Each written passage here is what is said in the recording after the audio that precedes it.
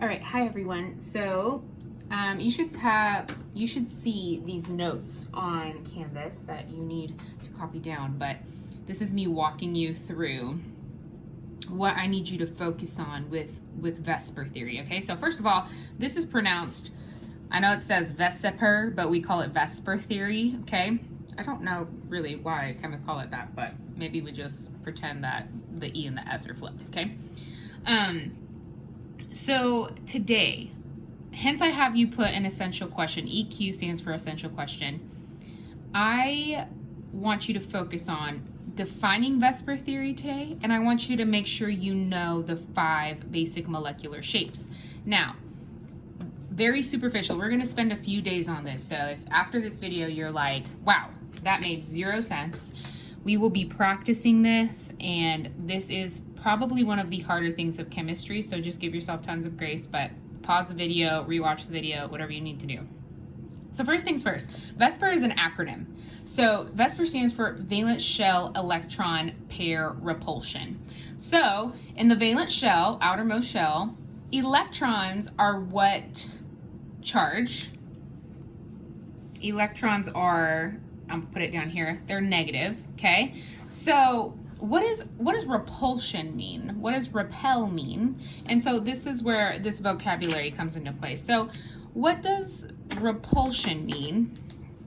Okay, so in my own words, when I think of repulsion, I think of a negative thing and a negative thing coming together. When you put 2 negative ends of a magnet together, what happens? They pull away from each other, right? So that's what I think of, either like pull or push away. Okay. I also think of maybe, again, same with the positive and the positive ends coming together, but again, same charge. So specifically, I'm bringing up negative because I just brought up electrons are negatively charged, right? So when electrons come near each other, they act pretty much like a magnet in that same, or magnets in the same way that they kind of just completely pull away from each other. They just don't go together. So, and I want you to go ahead and find the technical definition. So I'll go ahead and look up this definition of repulsion and add that there. But I'm just going to give you my own so that we can focus on the actual meaning of the word in your own words, okay?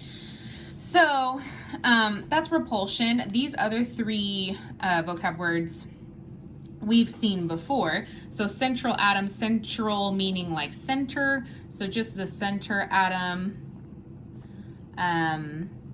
Or the, why is my pen dying? Atom in the middle. Okay. So what's important, this is super important when it comes to VSEPR theory, otherwise, because you guys will be practicing using a chart, drawing the loose dot diagram, and then identifying the correct shape. If you don't have the correct center atom in there, or central atom in there, you will get the wrong shape. Anywho, but I'll come back to that in a second. Bonding pair of electrons, I mean the electrons in a bond, pretty straightforward. In a bond, so technically the lines, guys. So remember, a line equals how many electrons. And then a lone pair is a pair of electrons that is obviously what? That is alone. Okay, so it's pretty straightforward. Just to review, some of those we saw for this week. We've been practicing those. So in comes in with, what is this theory? How do I define this theory? So it's a theory based on how electrons repel from one another to create a shape. So again, guys, molecules have shape. Compounds have shape. They're 3-dimensional. They are not just 2D, what we see on paper. When those electrons repel, they form a different shape depending on how many lone pairs, how many bonds are in that molecule, okay? So, or in that compound, should I say.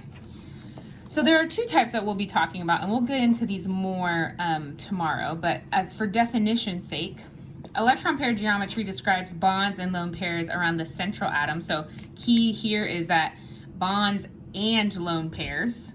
Meanwhile, molecular geometry only describes the bonds around the central atom, okay? So, and again, we'll get into that more later, but what does geometry mean? For those of you that are taking geometry, it means, like, what are you guys studying usually? You're studying shape.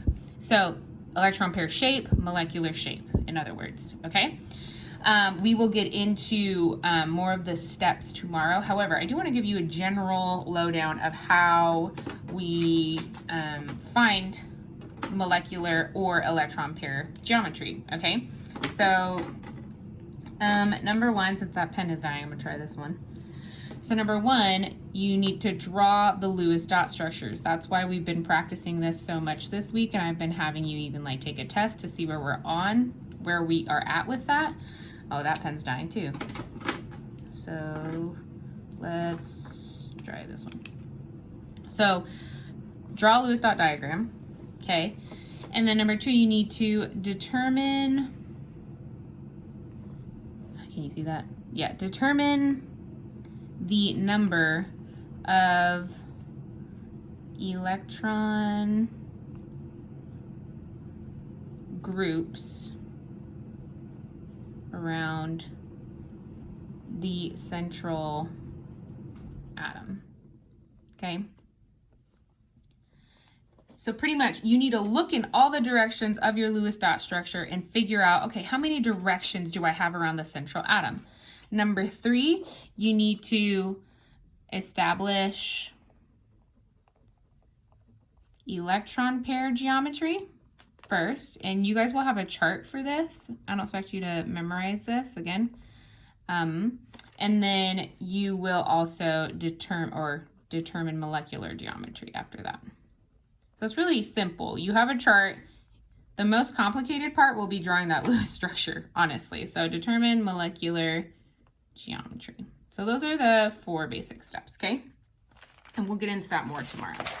So if that didn't quite make sense, don't worry about it yet. I want to get to what the 5 molecular, some of the basic, there are more than this, but some of the basic molecular shapes that I want you to know, okay? So the first one, and they all sound just like they look. So linear sounds like the word, what? Line. So it literally is just that. I'm gonna be turning this notebook here and there just so I can write better. I need to have my notebook slanted. So linear looks just like that. So it's just a line, okay?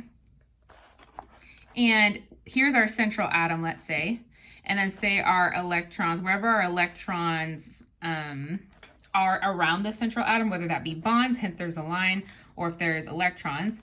And the way they show this, again, because we don't know exactly where electrons are. So usually chemists predict in like this little bubble around the central atom, like where these electrons would be or floating around constantly. And so this is how we depict this, okay? So linear, but what's the focus here are the bonds. So either bonds or electrons going to the left and right, and it looks just like a line, linear, okay? So 2 electron groups from the center atom, okay?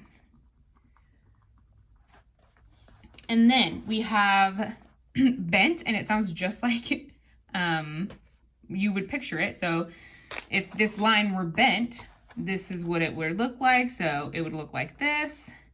This is my center atom, and notice that I would just have a lone pair here, as opposed to bonds going left and right. So here it'd just be a lone pair. And I would put 2 bonds and 1 lone pair. So if this were my center atom, 2 bonds, and notice, hence it's called bent. And even though there's a third direction there, we'll get more into that tomorrow. But what's the focus is that we ignore lone pairs for molecular geometry, okay? And that'll make more sense once I get to that tomorrow. So again, really what I want you to focus on is, can you identify these shapes, okay? So even if some of this doesn't make sense, it'll make more sense tomorrow. Then we have trigonal planar. So if you have a tricycle, how many legs are on that tricycle, or how many wheels are on that tricycle? 3. And then plane, picture like a flat surface. So that's literally what it looks like. It has 3 bonds and it looks like a flat, almost like a fidget spinner. So pretty much it looks like a fidget spinner. So this one has 3 electron groups from the center. And so here's my central atom. And then from here, we have 3 bonds or electrons here. And here are the little, again, we depict it with like these little balloon looking things, okay? So notice that it pretty much looks just like a fidget spinner, okay? We have tetrahedral, so start memorizing these roots. So tetra means 4, okay? So tetrahedral means 4 electron groups. And then this looks like, have you guys ever seen like one of those camera tripods? The ones that have 3 legs on the bottom and then it has a stick going up. That is what tetrahedral looks like. So 4 electron groups from the center. So we have, so here's my central atom. And then we have 1 bond going up. And then here's like the little tripod looking thing, right? And then 4 electron groups. So it could either be a bond or electrons, hence I'm drawing both.